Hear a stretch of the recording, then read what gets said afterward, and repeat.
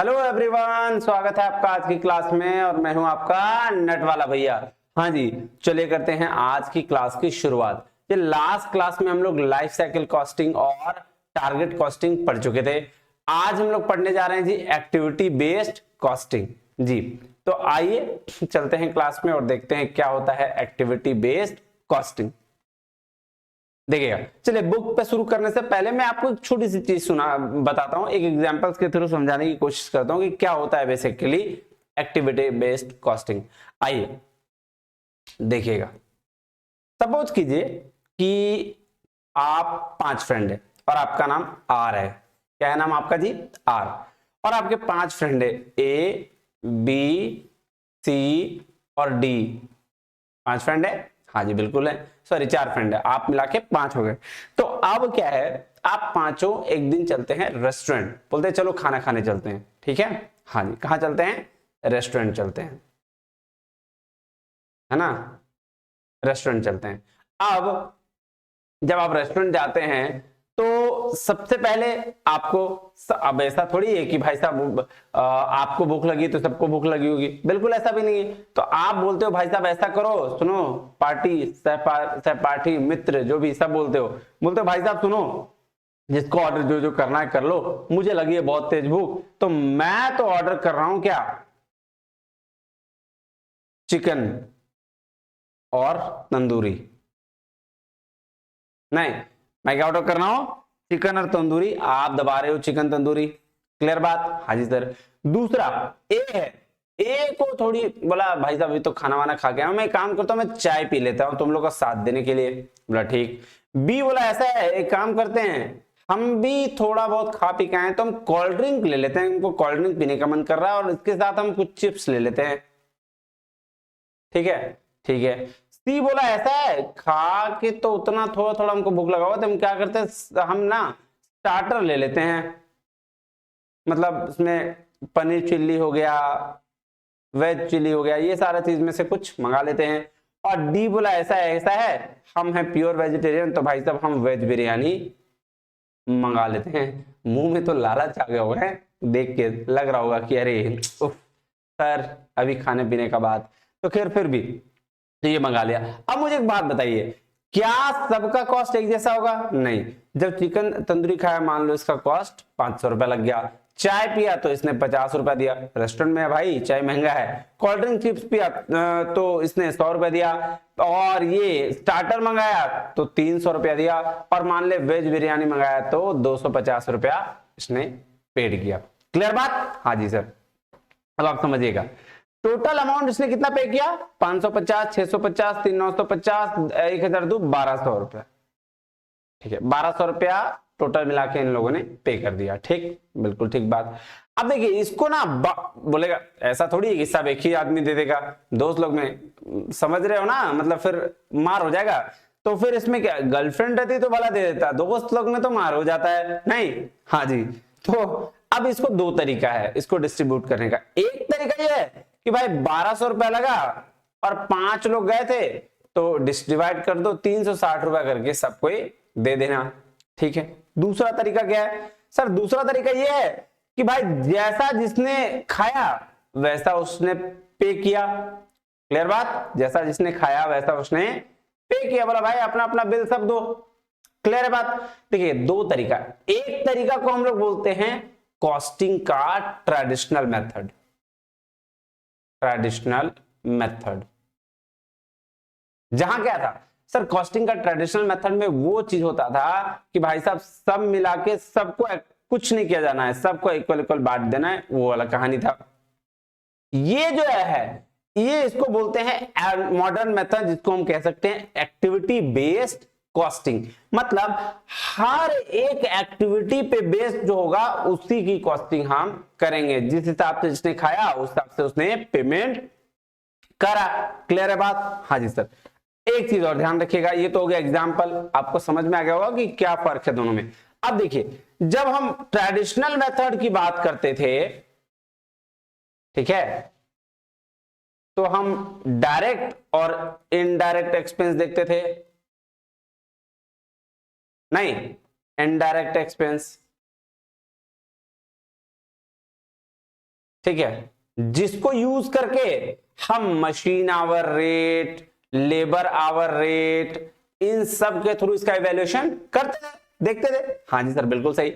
लेकिन अब जो मॉडर्न मेथड है वो कहता है भाई साहब ऐसे नहीं होगा, अब हम डायरेक्ट एक्सपेंस को तो कंसीडर करेंगे, नॉन डायरेक्ट एक्सपेंस जो भी होगा ना उसको भी कंसीडर करेंगे, और उसको कंसीडर करने के बाद हम एक्टिविटी के हिसाब से, किसके हिसाब से, एक्टिविटी के हिसाब से उसकी कॉस्टिंग करेंगे, नहीं, that is called activity based costing.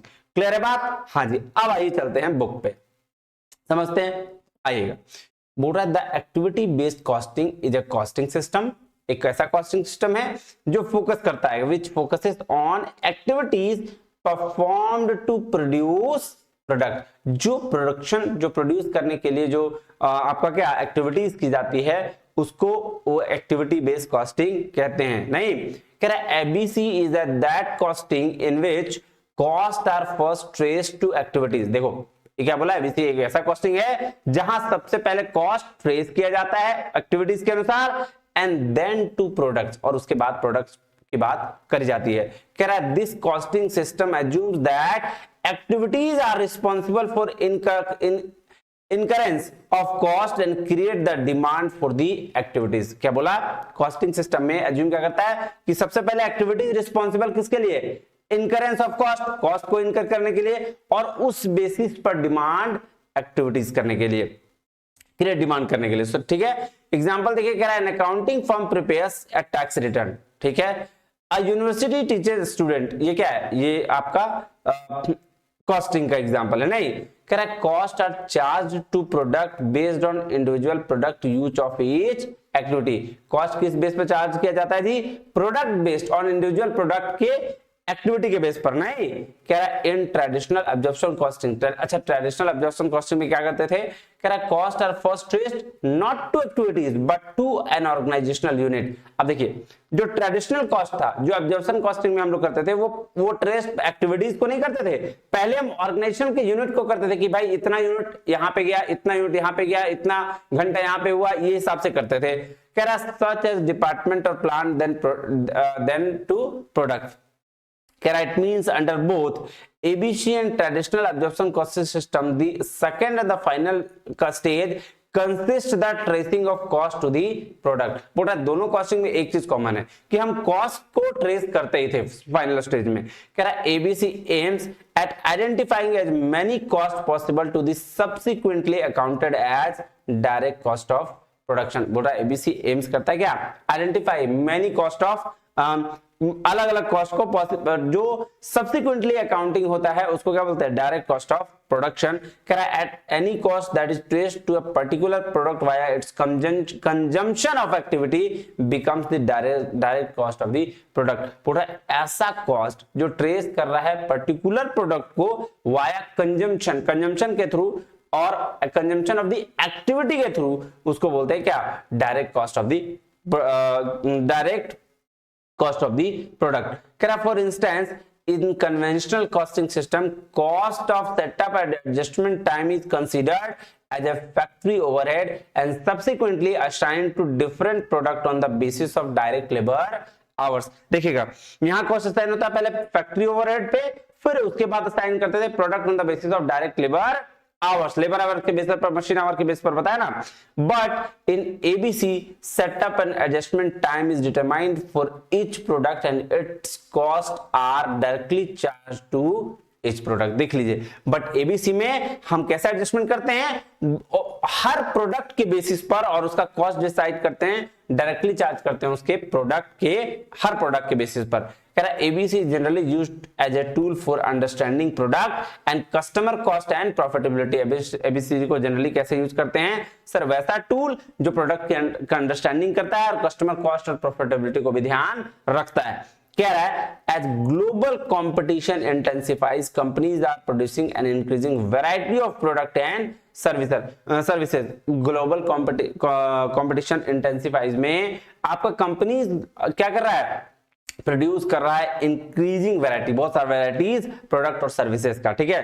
कह रहा है then they are finding that the producing different products and services place very demand on their resources. बोला वो फाइंड कर पा रहे हैं कि प्रोडक्ट जो डिफरेंट प्रोडक्ट और सर्विसेज है वो वेरी कर रहा है डिमांड ऑन दियर रिसोर्सेज पे। कह रहा है the need to measure more accurately how different product and services use resources has led companies such as American Express, Boeing, General Motors and Exxon Mobil to refine their costing system.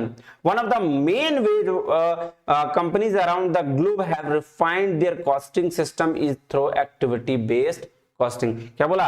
One of the main ways, जो main रास्ता है, companies around the globe have refine क्या गया their costing system किस base पर? Activity based costing पर, ठीक है। हाँ, सीमा भाई chartered institute of management accounting बोलते हैं, वो ये सीमा है, वो सीमा लड़की वाली सीमा नहीं। Define activity based costing as cost contributor to the cost unit on the basis of benefit received from the indirect activities। देख रहे हो क्या बोला? Cost attribution to the cost unit on the basis of benefit received from indirect activities। जो indirect activities से benefit received होगा उसी की बात हम किसमें करेंगे? एक्टिविटी बेस्ड कॉस्टिंग में करेंगे। कह रहा है एग्जांपल क्या? Ordering, setting and assuring quality. कह रहा है ABC has also been defined by CM organisation of Arlington, Texas, the collection of financial and operational performance information, tracing and significant activities of the firm to produce cost। अब देखिए main features क्या? Features of the ABC are as under. क्या क्या features है ये देखिएगा। कह रहा है ABC is a two stage product costing method. Then first assign the cost of to activities. देखिए दो two stage product costing method है, जहां पहले हम असाइन करते हैं कॉस्ट टू एक्टिविटीज को, एक्टिविटीज फाइंड करते हैं, then allocate them products based on the each product consumption of activities, और उसकी बेस पर हम consumption of activities her product की देखते हैं। दो, ये क्या हो गया? दो स्टेज प्रोडक्ट कॉस्टिंग। कह रहा the cost pool two stage approach now accumulate activity related cost. अब क्या? अब एक्टिविटी रिलेटेड कॉस्ट को एक्यूमुलेट कर रहा है। कह रहा है an activity is a discrete task an organisation undertakes to make or deliver product or service। Activity costing is based on the concept that the product consume activities and activities consume resources। Product किस concept पे based है भाई? कि product consume करता है activities को और activity consume किसको करती है? रिसोर्सेज को। सो activity based cost can be used by any organization that wants a better understanding of cost and cost of goods sold and services it provides, including manufacturing, service, even non-profit organisation. अब देखिए evolution कहां से हुआ, फटाफट देख लेते हैं। कह रहा था concept of ABC were developed in the manufacturing sector of US during 1970 and 1980। देखिए मैन्युफैक्चरिंग सेक्टर में यूएस में डेवलप हुआ था एबीसी कब? 1970 से 1980 में। कह रहा है during this time the consortium of advance manufacturing international, now known as simply scamben, provided for a formative role for studying and formalizing the principles that have become more formally known as activity based costing। ध्यान दीजिएगा क्या बोला? provided a formative role of studying and formalizing the principles। उस वो जो principles बनाया गया हम उसको फॉर्मलाइज करने के लिए बोला that have become the more formally, ज्यादा फॉर्मली हो गया और उसको ही नाम दिया गया एक्टिविटी बेस्ड कॉस्टिंग। कह रहा है ABC developed due to many deficiencies of traditional cost system which lead to discovery of ABC system. बोला ट्रेडिशनल कॉस्टिंग सिस्टम में बहुत सारा कमी था, उसको छोड़कर फिर एबीसी का डिस्कवरी किया गया, व्हिच आर एज अंडर, जो नीचे दिया गया है। क्या क्या देखिएगा, क्या कहा प्रॉब्लम था। कहना था present costing system has developed that convenient overhead recovery basis and blanket overhead recovery are acceptable when valuing our stock financial report, but they are inappropriate when used for decision making and typical product strategy decision. बोला देखियो present costing system convenient था overhead recovery basis के लिए, लेकिन जब value करना था तो उसमें क्या था? दिक्कत हो जाता, इनएप्रोप्रिएट हो जाता डिसीजन मेकिंग के लिए और प्रोडक्ट स्ट्रेटजी डिसीजन के लिए, इसके लिए इनअप्रोप्रिएट हो जा रहा था क्या? Traditional method. कह रहा such decision have implications over 3 to 5 years, over this period many fixed cost become variable, और इस वजह से बहुत सारे 3 से 5 साल जो बहुत सारे फिक्स्ड कॉस्ट थे वेरिएबल बदल गए। कह रहा है it's easy to determine the accurate cost of product and services when company has only few products. Company के पास जब कुछ प्रोडक्ट था, when companies expand their product offerings and these products use different amount of resources such as supervision, quality control, it is more difficult to determine accurate cost of product. This situation is a main reason why companies use ABC. अब देखिएगा, ध्यान से समझिएगा, बोल रहा भाई साहब जब कंपनी एक्सपेंड करती थी अपनी प्रोडक्ट ऑफरिंग को, ठीक है, और ये प्रोडक्ट क्या होते थे, आप डिफरेंट अमाउंट रिसोर्सेज को, जैसे सुपरविजन, क्वालिटी कंट्रोल, इसमें क्या होता था, डिफिकल्ट हो जाता था कॉस्ट को एक्यूरेटली बताना नहीं प्रोडक्ट को, और इसी वजह से क्या एबीसी का यूज हुआ जाने लगा, कंपनी यूज करने लगी। कह रहा है traditional costing fails to capture cause and effect relationship if focused on the cost income. बोल रहा है ट्रेडिशनल कॉस्टिंग फेल कर गया क्या, capture cause and effect relationship को। इफ अब देखिए कॉस्ट इनकर हुआ इसलिए, कह रहा है traditional accounting was confined merely to furnish the information at product level. The new manufacturing technology demands the feedback of the performance while production is still in progress rather than history. ठीक है, therefore in order to overcome the inadequacies of traditional method of overhead absorption, activity based costing has been devised. देखिएगा बोल रहा है इन क्या एडिक्वेंसीज of traditional methods की वजह से जो ओवरहेड ऑब्जेक्शन का था उसको हटाने के लिए, उसकी डिफिशिएंसी को कम करने के लिए हम एक्टिविटी बेस्ड कॉस्टिंग को ज्वाइन किए। क्लियर बात? हाँ जी सर। अब देखिए ऑब्जेक्टिव क्या था, तो objective of activity based costing are, पहला क्या, to improve product costing, product costing को इंप्रूव करना था। To identify non-value added activities in the production process which might be suitable focus for attention or elimination. ये देखिए non value adding activities, हम लोग value adding activities तो उसमें करते थे, लेकिन यहाँ नॉन वैल्यू एडिंग एक्टिविटीज को भी प्रोडक्शन प्रोसेस में इंक्लूड किया गया, जिससे फोकस और अटेंशन ये दोनों या फोकस फॉर अटेंशन या एलिमिनेशन दोनों पे ध्यान दिया गया। कह रहा है to provide required information for decision making, हाँ डिसीजन मेकिंग के लिए बेस्ट था क्योंकि यहाँ रिक्वायर्ड इंफॉर्मेशन अवेलेबल था। अब नेक्स्ट कह रहा है to reduce the frivolous non essential use of common resources, बोल रहा है जो नॉन इसेंशियल यूज है उसको रिड्यूस करने का भी काम करता है। To encourage managers to evaluate the efficiency of internally provided services, अब जो इंटरनली प्रोवाइडेड सर्विसेज हम देते हैं उसकी भी इवैल्यूएशन मैनेजर कर सकते थे, और इसी को इनकरेज करने के लिए एबीसी का यूज किया गया। कह रहा है to calculate the full cost of financial reporting and for determining cost based prices, बोल रहा है फुल कॉस्ट ऑफ प्रोडक्ट को करने के लिए और फाइनेंशियल रिपोर्टिंग पर्पस के लिए और for determine the cost based prices को डिटरमाइन करने के लिए किसका, एबीसी का यूज किया जाता है। क्लियर बात? हाँ जी सर। अब क्या बोल रहा है स्टेजेस, आइए एक एक करके स्टेजेस को पढ़ते हैं। कह रहा है strategy in activity based costing system. सबसे पहले क्या करना है, हमको आइडेंटिफाई करना है रिसोर्सेज को। क्लियर बात? हाँ जी सर। कह रहा है resources represent the expenditure of the organisation, resources क्या रिप्रेजेंट करता है जी, एक्सपेंडिचर ऑफ द ऑर्गेनाइजेशन।